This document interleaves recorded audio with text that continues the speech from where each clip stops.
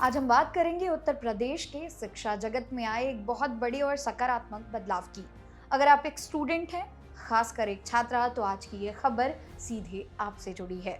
उत्तर प्रदेश सरकार ने एक शैक्षणिक सत्र 2026-27 से सभी माध्यमिक विद्यालयों में एक खास शक्ति मंच बनाने का फैसला लिया है। क्या है ये शक्ति मंच? कैसे यह आपकी सुरक्षा और आत्मनिर्भरता की गारंटी बनेगा? और कैसे इसके जरिए आप अपनी आवाज बुलंद कर सकती हैं?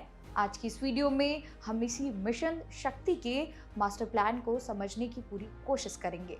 तो चलिए शुरू करते हैं। दोस्तों, मिशन शक्ति के तहत अब हर स्कूल में शक्ति मंच सक्रिय होगा।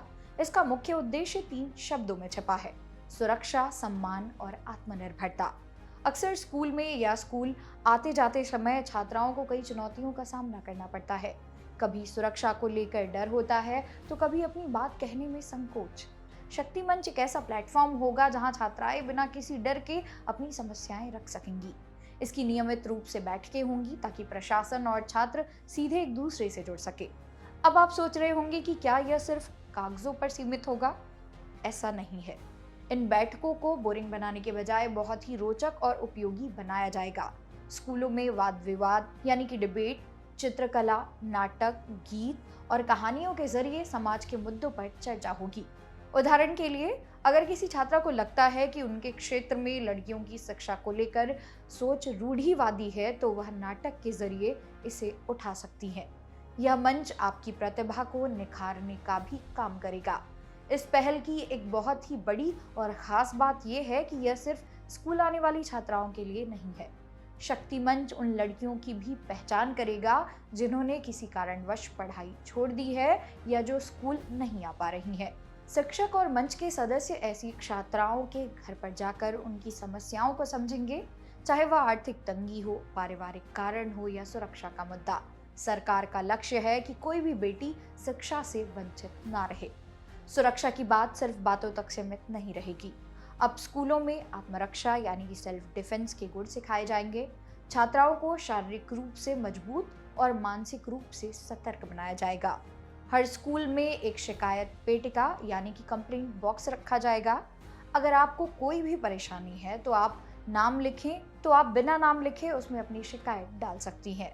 हर महीने के आखिरी शनिवार को स्कूल मैनेजमेंट कमेटी की महिला सदस्य इन शिकायतों को देखेंगी और उनका समाधान सुनिश्चित करेंगी। जागरूक होना ही सबसे बड़ी सुरक्षा है, इसलिए अब हर स्कूल में हेल्पलाइन नंबर 1098 और अन्य महिला सुरक्षा नंबरों को बड़े अक्षरों में दीवारों पर लिखा जाएगा। इसके साथ ही किशोरावस्था से जुड़ी शंकाओं और व्यक्तिगत साफ सफाई पर भी साल में 2 बार बड़े कार्यक्रम किए जाएंगे। स्कूलों में सैनिटरी नैपकिन की उपलब्धता भी सुनिश्चित की जाएगी ताकि पीरियड्स के दौरान किसी भी छात्रा की पढ़ाई में बाधा न आए। तो दोस्तों, उत्तर प्रदेश के स्कूलों में यह शक्ति मंच सिर्फ एक संगठन नहीं बल्कि आपकी ताकत बनने जा रहा है। यह आपको आपके अधिकारों जैसे बाल अधिकार और महिला अधिकारों के प्रति सजग बनाएगा। याद रखिए, शिक्षा ही वही हथियार है जिससे आप अपनी और अपने समाज की तकदीर बदल सकते हैं। अगर आप भी किसी ऐसी छात्रा को जानते हैं जिन्होंने पढ़ाई छोड़ दी है, तो उन्हें इस पहल के बारे में ज़रूर बताएं। आपको सरकार की ये पहल कैसे लगी? क्या आपके स्कूल में भी शक्ति मंच की गतिविधियां शुरू हो गई हैं या नहीं? हमें कमेंट बॉक्स में ज़रूर बताएं। इसी तरह की और वीडियोस को देखने के लिए सब्सक्राइब करें जागरण जोश। मेरा नाम है मोनाली पांडे। मिलते हैं अगली वीडियो में, तब तक के लिए ऑल द बेस्ट।